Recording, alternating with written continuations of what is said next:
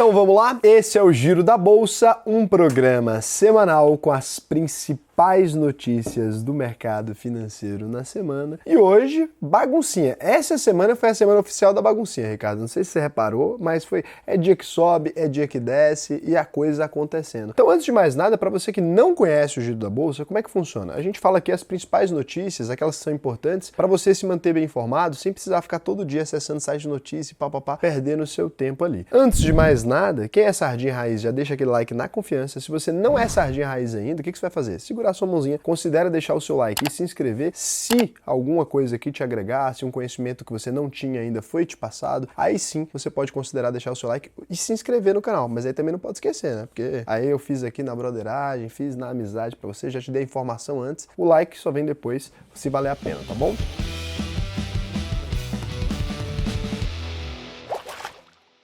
A gente começa aqui com o resumão da semana. A gente teve muitos resultados trimestrais divulgados aí nessa semana e a gente vai conferir em detalhes aqui os números da EDP também, que tá dando adeus à Bolsa de Valores. A gente já fez um vídeo sobre isso aqui essa semana, mas a gente vai falar um pouquinho mais sobre isso. A gente tem também os resultados da AES Brasil, a Suzano, Gerdau, Petrobras, Ambev e da Caixa Seguridade, famosa Caixazinha Seguridade. Mas primeiro a gente comenta aqui o que movimentou a semana fora ali da Bolsa de Valores. São notícias importantes até para quem tá comendo mais do que deveria, segundo o Lula, né? Tem uma galera aí que tá comendo mais do que deveria. Se você pegar esse pessoal que tá comendo mais do que deveria e der uma olhada na foto dos ministros do Lula, metade de quem tá comendo mais do que deveria tá ali. Tô mentindo?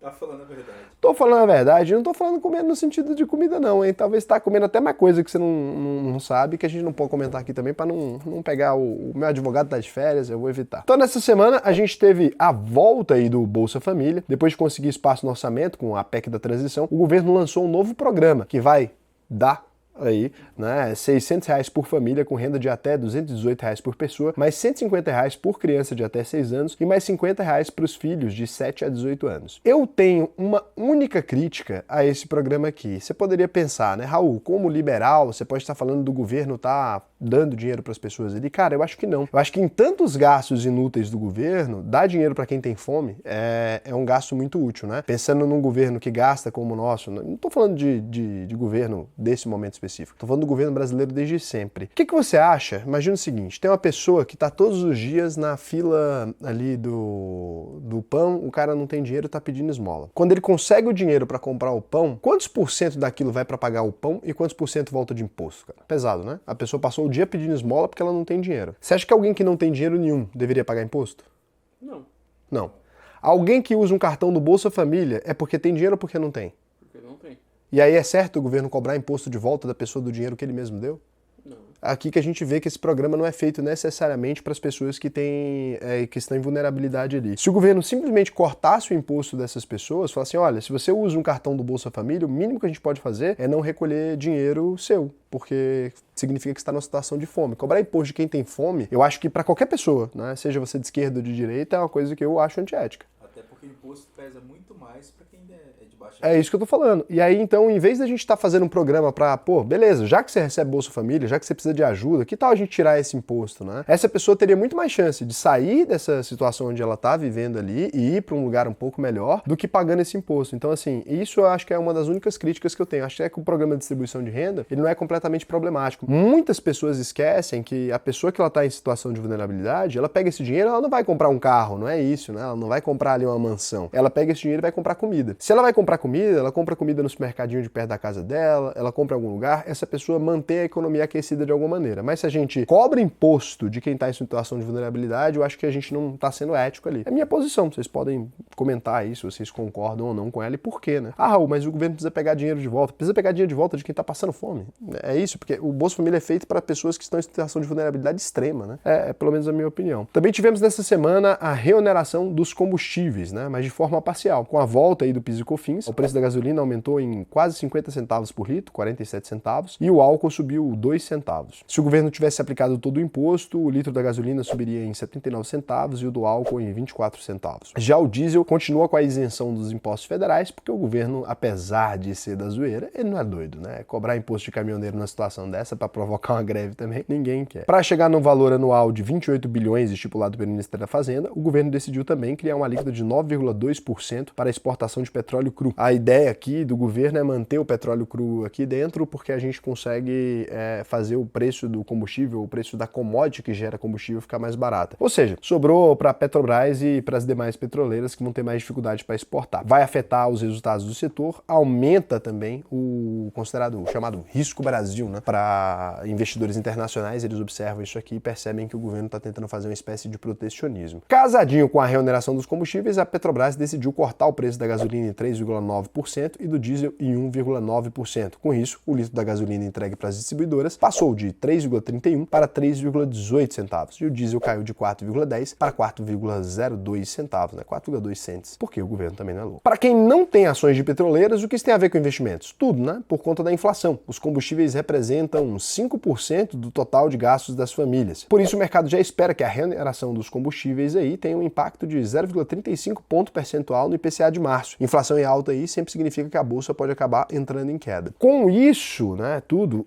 teoricamente, a pressão inflacionária seria ainda maior. Só que a gente precisa lembrar que boa parte da inflação associada a preço de combustível vem do fato do diesel aumentar ou não, porque o diesel ali ele influencia diretamente no preço da logística. Se uma maçã para você transportar de Santa Catarina para o estado de Goiás, que a gente não produz maçã, entre todas as coisas que a gente produz, maçã é um negócio meio difícil de nascer no Cerrado. A gente vai levar ali uma maçã de um lugar para o outro. Quando a gente leva essa maçã de um lugar para o outro, se o preço do combustível, né, do diesel ele aumenta, o preço do frete aumenta. Se o preço do frete aumenta, o preço da maçã aumenta. No dia do comunicado da reoneração de combustíveis, o ministro da Fazenda, o Fernando Andrade, né, ele voltou a alfinetar o Banco Central e defender queda da taxa básica de juros, o que ajudou a derrubar o Ibovespa, né? O Haddad aí, ele que tinha sido o grande bastião nos últimos dias aí da questão fiscal e tarará, ele começa a tentar fazer algumas concessões. É natural no cargo político, né? No cenário internacional, nós tivemos dados bons de emprego e da indústria americana aumentando a pressão sobre os preços, o que fez o mercado projetar uma alta maior dos juros na reunião do dia 22 de março, em 0,50 pontos percentuais. A inflação ao consumidor voltou a subir na zona do euro em fevereiro e o BCE, o Banco Central Europeu, deu novos sinais de que vai manter o arroxo monetário para segurar a inflação. E dados econômicos da China referentes ao primeiro bimestre vieram melhor que o esperado e o governo prepara mais um corte no compulsório bancário e um novo pacote bilionário de estímulo econômico. É assim, né? Resolver a inflação como? Aumenta o estímulo econômico que quer resolver a inflação, só que não. Do lado aqui dos índices, que é o que interessa, a gente vem agora aterrissando aqui no mercado financeiro, que é o nosso core aqui, né? A gente fala aqui de mercado financeiro. O Ibovespa abriu a semana em 105.807 pontos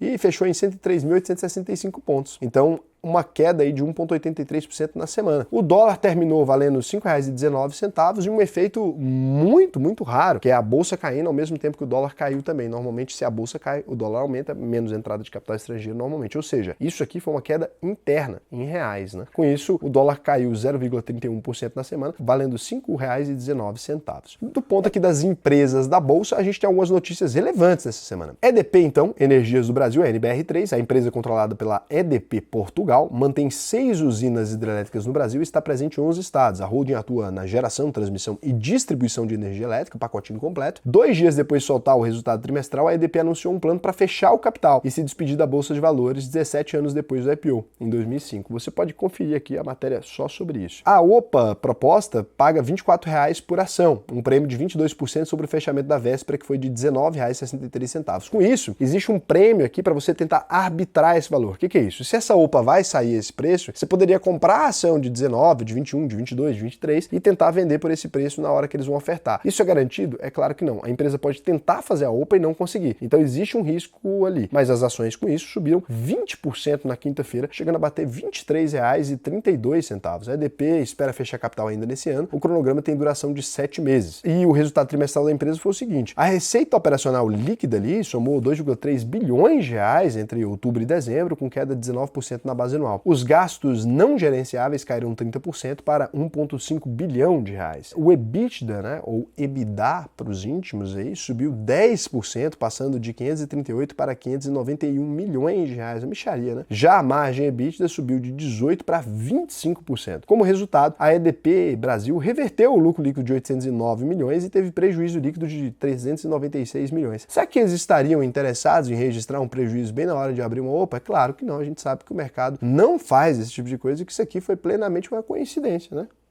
Não? Nada a declarar.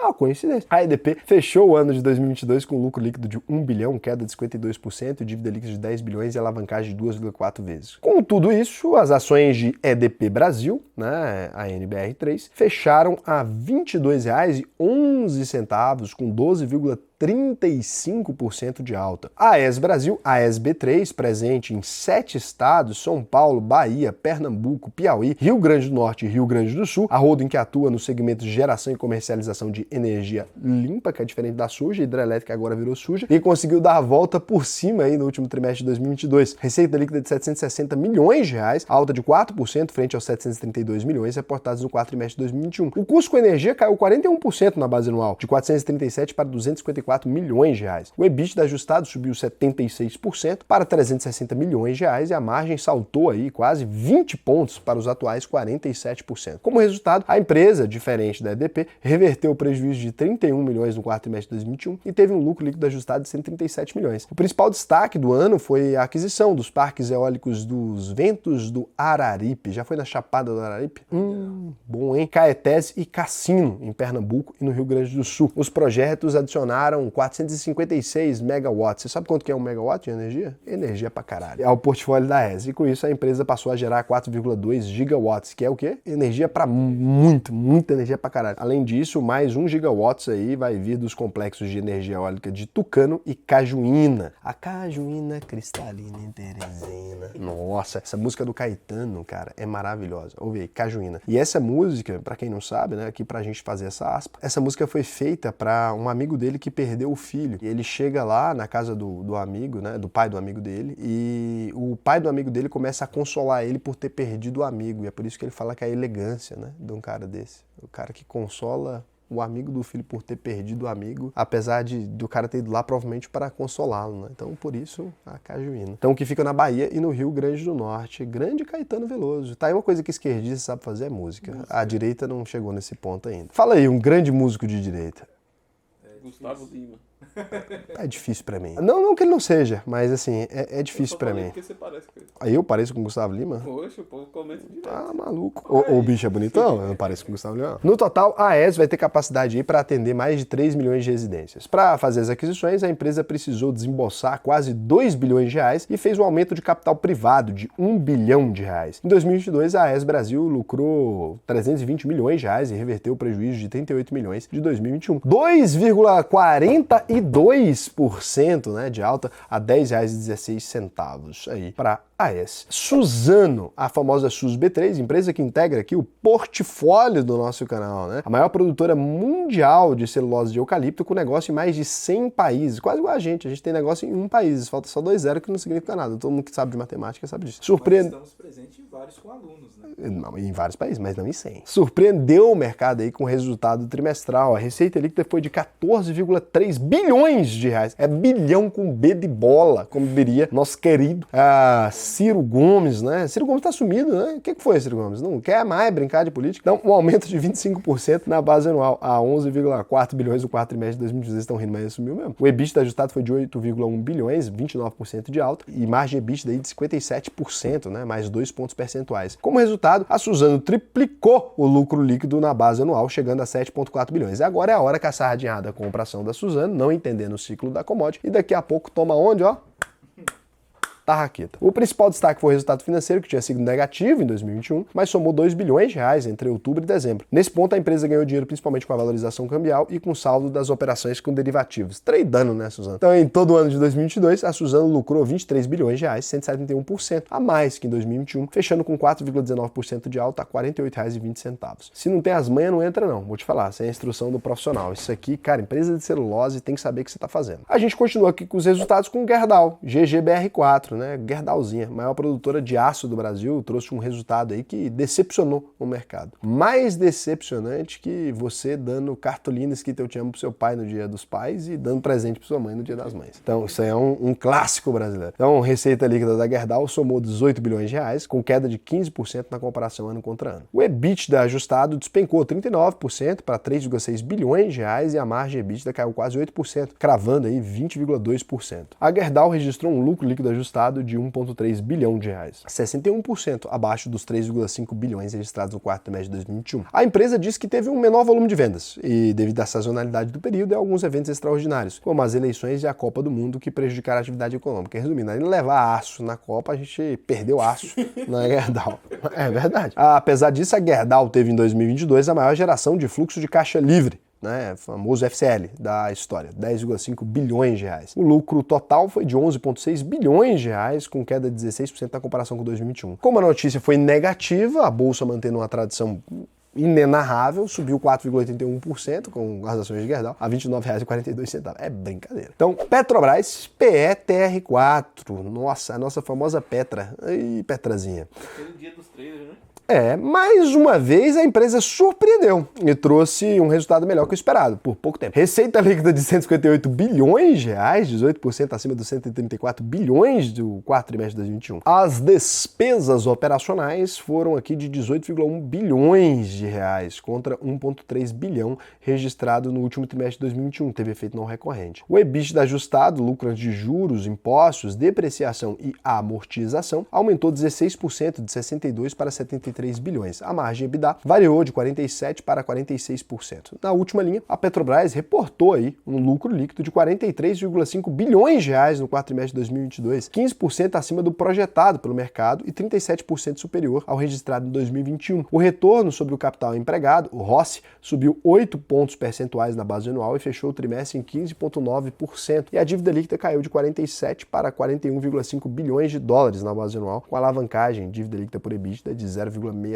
Com isso, a Petrobras vai levar à votação a proposta de pagamento de mais uma bolada em dividendos, 35,7 bilhões, o que dá R$ 2,75 por ação. Mas o governo já deixou claro que quer alterar aí essa política de dividendos. O pessoal está ganhando dinheiro, isso aí atrapalha a economia, né? O governo também mandou a Petrobras congelar a venda de ativos por 90 dias. Em todo o ano de 2022, a estatal lucrou 188 bilhões de reais, 76% a mais que os 106 bilhões de 2021. A empresa superou em 3% a meta de produção de óleo e gás e investiu 10 bilhões de dólares, com destaque para as duas novas plataformas do pré-sal na Bacia de Campos, no Rio de Janeiro. Com essa notícia muito positiva, né? A Petrobras fechou a R$ 25,70. A gente vem aqui agora para a Ambev. A BEV3, empresa aí do grupo 3G Capital, que está mais sumido que o Ciro Gomes, depois das mais recentes notícias. A dona de mais de 30 cervejarias e de outras 30 marcas de bebidas também surpreendeu o mercado. Para surpresa de ninguém. Tanto que eu bebi de Bex esse mês. Não...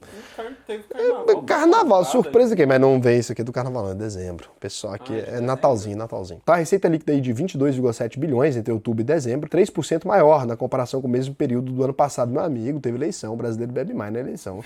É difícil. E a gente perdeu a Copa, pelo amor de Deus. Surpreende não sei quem. Isso aqui, 3%? Eleição, quem ganhou bebe pra comemorar e quem perdeu bebe pra... E Copa do Mundo, quem perdeu bebe pra tristeza, porque não tem condição. Eu quero saber o nome daquele menino que chutou na trave. Nossa, aquilo aí me deu uma tristeza. Eu prefiro que ele tivesse chutado na cabeça do goleiro que na trave. O EBITDA ajustado aumentou 5%, totalizando aí 7,1 bilhões de reais, e a margem EBITDA subiu meio ponto percentual para 31,3%. Como resultado, a Ambev teve lucro líquido de 5 bilhões de reais no quarto trimestre, 35% acima dos 3,7 bilhões do quarto trimestre de 2021. O mercado projetava até um lucro menor, né, de 4 bilhões aí. A empresa comemorou o fato de ter fechado bem o ano, mesmo com um cenário internacional adverso, com alta das commodities e da inflação. Alguma empresa tinha que positivar, né? Isso aumenta muito as despesas, principalmente por conta do custo do diesel e do frete. A Ambev fechou 2022 com lucro total de 15,1 bilhões, 12% acima dos 3,4 bilhões de 2021. Com isso, notícia positiva, queda de 1,21% em Ambev, fechando a R$ 13,11. Empresa que também está na nossa carteira. A gente vem aqui agora para a CXCE3, né? A famosa Caixa Seguridade. A empresa é responsável pela área de seguros, previdência privada e capitalização do consórcio da Caixa. Você vai fazer ali um contratinho para tentar comprar sua casa. Quando é fé, o gerente pergunta assim: você não quer fazer um seguro? Quando é fé, ele pergunta, mas é obrigado. E aí, quando você menos percebe, você está ali registrando lucro para a Caixa Seguridade. Então, fez o IPO em abril de 2021 e divulgou um resultado sólido no trimestre. O consórcio é bom também, né? Bom.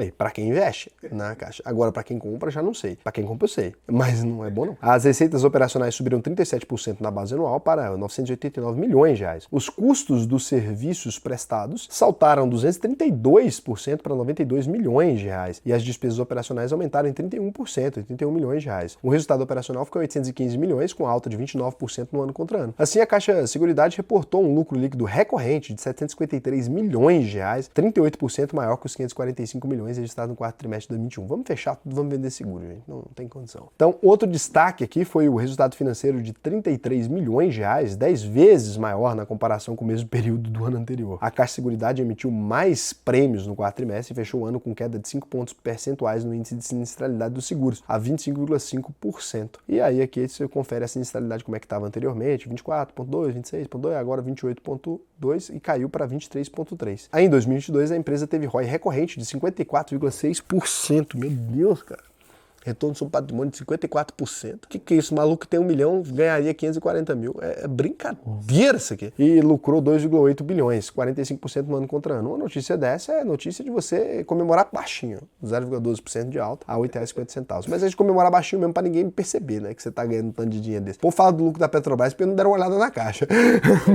Pessoal, ali o banco tá... que o povo tá ganhando dinheiro demais. Da caixa ninguém fala, porque a Petrobras é muito, né? É bilhões ali. Você fala assim, bilhões, mas milhões, quase 1 bilhão é tranquilo. Sai no xixi. Então, e a gente vem aqui agora pro resumão dos resultados, que é aquele momento que você confere a empresa se ela deu lucro, prejuízo, enquanto a gente vai fazendo aqui caretas muito sérias aqui para você ir conferindo.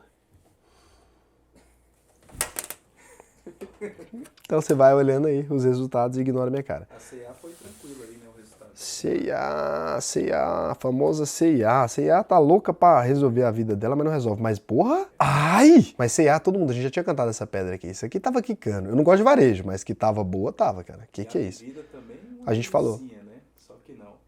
A Pivida... nossa, dá até depressão. Se eu fosse dono da Pivida uma hora dessa, eu ia até economizar no champanhe. Que é isso? Prejuízo de 316 milhões, cara, deve dar uma depressão isso aqui. 316 milhões é muito dinheiro pra você tomar de prejuízo. E 43% de queda. O 43% de queda até vai, mas agora o 313 milhões, 316, né, milhões. Então agora aqui a gente vem pra rapidinho. O que é rapidinho, gente? É aquela notícia que ela não, Não, tão... é aquela coisa que não é nem relevante o suficiente pra você deixar de fazer e nem relevante o suficiente também você falar que foi memorável. Aquele negocinho mais ou menos. Ou uma notícia que não é nem importante o suficiente pra estar no destaque, nem relevante o suficiente pra não estar no canal aqui. Depois de pedir socorro pra lidar com as dívidas bilionárias que estão vencendo e não podem ser pagas, a OEBR3 finalmente entrou na quinta-feira com um novo pedido de recuperação judicial. O processo vem em menos de 3 meses depois do primeiro encerrado em dezembro. A empresa já contabiliza quase 30 bilhões em dívidas. Nossa, cara, é complicado. Depois dela ter feito ali, então, o grupamento de ações ainda tá com 33,50% de queda a R$ 1,33. É muito difícil ela sair de 30 bilhões de dívidas agora. Agora eu cravo em pedra, porque ela não tem praticamente mais nenhuma operação, assim, que é fácil de fazer. Então, assim, mas é óbvio que os funcionários já foram bem realocados, já estão trabalhando em outras empresas, quem trabalhava na rede móvel e tal, então, pelo menos dos males, né, o menor, né, a gente vai acabar conseguindo manter muitos empregos. A VEG3, vai investir 100 milhões de reais para aumentar a capacidade de produção de packs de baterias de lítio. Os investimentos vão até 2024, com a ampliação da fábrica atual e construção de uma nova unidade, localizada no Parque Fabril aí de Jaraguá do Sul, em Santa Catarina. Sabe que a VEG inicialmente chamava Eletromotores Jaraguá? Aí depois eles mudaram o nome, porque VEG, né? Werner, Egon e Geraldo. O Geraldo ali, a gente sabe que esse aqui é BR, o resto tudo é meio descendente de alemão, né? Agora, o Egon aqui, eu tenho certeza que ele não nasceu no Pernambuco nem em Goiás. A TIM S3 fechou uma parceria com a empresa de Venture Capital, a Upload, para criar um fundo de investimento focado em soluções para a tecnologia 5G. A ideia é investir em startups com negócios já validados. A Upload vai fazer a ponte entre empresas e a TIM e ajudar no processo de captação de recursos para o fundo de 5G. Nos próximos 3 anos, a TIM espera fazer até 10 investimentos, cada um entre 20 e 25 milhões de dólares. Isso aí dá mais de 1 bi, né? Com 2,91% de queda, notícia positiva, a TIM fecha com R$ 12 de cotação. A Justiça do Rio de Janeiro aceitou o pedido da Americanas, a MER3, para pagar imediatamente as dívidas trabalhistas e os pequenos fornecedores. Que bom, né? É um pedido para pagar primeiro eles, no total de 192 milhões de reais. Com a notícia aí, né, das dívidas trabalhistas e etc., B2W Digital, Americanas, a MER3, fechou aí com 0,97% de queda a R$ 1,02. A Vale 3 aprovou o cancelamento sem redução do valor de capital social de 240 milhões de ações, o que equivale a 5% do total de 4,8 bilhões de ações ordinárias que que foram emitidas aí pela companhia. A mineradora ficou com um pouco mais de 90 milhões de ações em tesouraria, com 6,17% de alta, Vale fechou a R$ 89,30. Quando a empresa cancela ações do jeito que ela fez aí, ela está basicamente bonificando os atuais sócios. Isso é muito comum no mercado americano para evitar a distribuição de dividendos que por lá é tributada. Menos comum um pouco no Brasil, mas acontece também. É raro, mas acontece muito. Então, a Arezzo, a RZZ3, fez na Europa seu primeiro M&A internacional. A empresa vai pagar 25 milhões de euros, 138 milhões de reais, para assumir o controle da italiana Paris Texas, que fabrica sapatos femininos desde 2015. Parte do dinheiro vai ser usado para aumentar a presença da marca nos Estados Unidos. Então, 0,82% de queda, notícia positiva, a R$ 74,22 para Arezzo. E aqui a gente vem para o calendário de dividendos agora, a gente faz aquela careta de sempre, enquanto você vai conferindo, mas esse aqui foi, hein? Tá louco. Até a Marco Polo distribuiu dividendos dessa vez. Então, no cenário aqui internacional, que a gente vem aqui falar de notícias das empresas americanas, o Ricardo decidiu dar o nome de internacional porque ele acha mais elegante. É mais bonito, né? Você falar. Internacional não é. Internacional porque a gente é chique. Um dia desse nós vamos ter um correspondente internacional. Vamos botar o Ricardo em Miami só para ele fazer essa parte. Então, a Berkshire Hathaway, né, BRKB, aberta em NYSE, as ações da empresa do Warren Buffett, né, o maior investidor da história, subiram nessa semana depois da divulgação dos resultados do quarto trimestre de 2022. Então, a Berkshire Hathaway teve lucro aí de 18,1 bilhões de dólares. Basicamente uma VEG. Meu Deus. Queda de 53%. Sai em queda. Meu Deus. Que é isso, cara? Queda de 53% na comparação com o quarto trimestre de 2021. E o Warren Buffett falou louco que queria pagar mais imposto. Mas tem que pagar mesmo. Tá maluco. Tá de dinheiro. Tá 18 doido. bi? Não, 18,1 bi dólar. Não é reais, não, porra. Lucro. Então não é receita, não. Em todo o ano de 2022, a receita subiu quase 10% para 302 bilhões de dólares. Meu Deus. Ou dá até depressão. Nunca serei desse tamanho aqui, eu tenho certeza. A gente pode até crescer, mas esse número aqui não... E a empresa teve um lucro operacional de 30 bilhões de dólares. Que isso, cara? Alta de 12% na comparação anual. Mas considerando apenas os investimentos, a Berkshire amargou um prejuízo de 53 bilhões. Ah, vai passar fome de dólares. Porra... Brincadeira isso aí. Ganhos e perdas, então, aí dos investimentos e derivativos da Berkshire Hathaway, né? No quarto trimestre, a empresa recomprou 6,9 bilhões de dólares em ações. Vocês não sabem brincar com milhão, não. Agora é bilhão. Foda-se.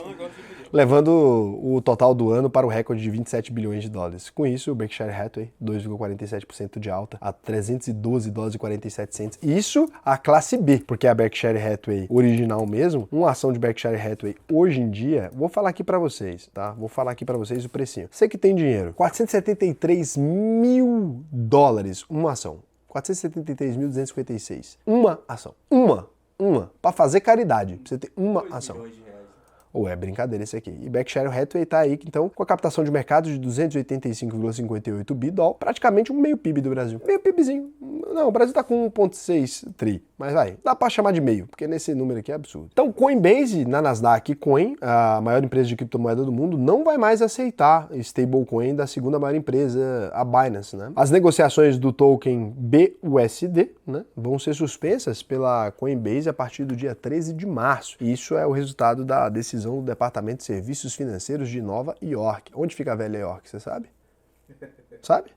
Não. Inglaterra, que mandou a empresa Paxos, responsável pela BUSD, parar de emitir novos tokens. A SEC fechou o cerco contra a emissão de moedas por entender que as stablecoins são valores imobiliários e por isso só devem ser negociados seguindo as regras do mercado financeiro. A decisão fez os investidores resgatarem aí 6 bilhões de dólares, né, da moeda da Binance, o que pode gerar uma nova crise de liquidez. Para a Coinbase, a notícia caiu bem e as ações subiram mais de 7% na semana, fechando a 64,51 dólares. Do lado aqui de cripto, para a gente manter aqui as tradições desse programa muito informativo, a gente informa sempre a cotação do Bitcoin. Normalmente a gente informa a cotação do Bitcoin na sexta-feira à noite, que é uma cotação que não serve para nada. O programa sai no domingo, a cotação sai na sexta à noite, mas serve para no futuro a gente servir aí como a maior fonte de sentimento de mercado da história da humanidade. Essa ninguém faz isso. O tanto de giro que tem, o preço... Raul, mas a gente poderia olhar o gráfico. O gráfico não expressa o sentimento. Que tinha no dia, não. Aquela notícia que causou isso, na semana, a gente vai ter para sempre. Um dia na história, vamos falar, Ricardo fez a cotação durante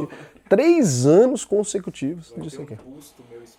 Vai ter um busto seu exposto na sede da maior empresa de Bitcoin do planeta, falando, olha, o cara que está acompanhando o mercado toda semana, sei lá quanto. Aí a gente vai fazer 200 anos, a gente vai estar aqui, vai ter um IA minha aqui, falando a cotação. Então, o Bitcoin abriu aí a semana a $23.500 e valia na sexta-feira à noite a $22.297 com 5,35% de queda. Na sexta-feira, o Bitcoin caiu 5% em pouco mais de meia hora. O Ricardo decidiu dar uma saidinha ali tranquila por causa do risco de insolvência do banco americano Silvergate. Ele é um dos maiores fornecedores de produtos bancários para a indústria cripto, mas entrou em crise com grande fuga de capital motivada pela falência da corretora FTX. Até hoje, isso, um dos seus maiores clientes. Agora, o Silvergate está sendo investigado pela SEC, aí fudeu. Atrasou a divulgação dos resultados e perdeu a parceria com a Coinbase. Não.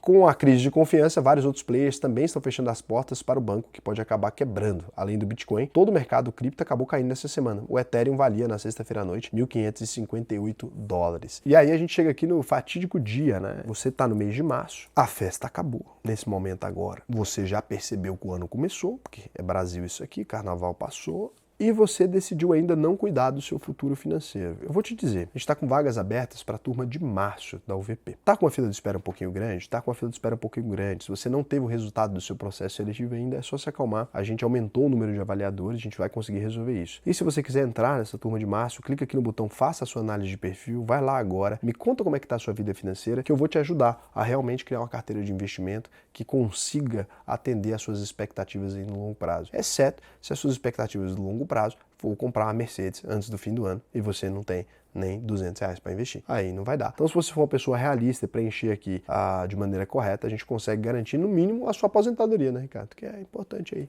É importante. O trabalhador nacional. A gente tem que ter o foco mais no longo prazo, né? O foco mais no longo prazo. Eu mesmo aqui, tô aqui olhando pra cara do Vandinho e do Ricardo, uma hora dessa, com foco no longo prazo. Eles vão ficar bonitos. Ano que vem vai estar bonito. Então, um beijo pra vocês. Muito obrigado por ter chegado até aqui. E eu vou te dizer o seguinte, né? O dólar, ele tá numa situação meio complicada. E o que acontece? O investidor nacional, muitas vezes, ele fica esperando a oportunidade para investir no exterior, porque ele fala, o dólar vai cair em algum momento. Desde que eu me entendo no mercado financeiro, eu achava o dólar caro. Eu nunca achei barato. Quando tava R$2 eu achava caro, quando tava R$3 eu achava caro, quando tava 4 eu achava caro. Assim que eu tô achando caro pra caramba e continuo investindo lá fora. Por quê? Porque eu acho que o dólar vai subir loucamente. Não é isso, é porque a gente tá na 10ª moeda. E os Estados Unidos tá no dólar ainda, né? Então, nesse tempo todo. Então, faz sentido no longo prazo você ter uma diversificação internacional, fica aí esse aviso. E fica aí também um aviso pra você que hoje é domingo e amanhã é segunda-feira. Não se bebe no domingo.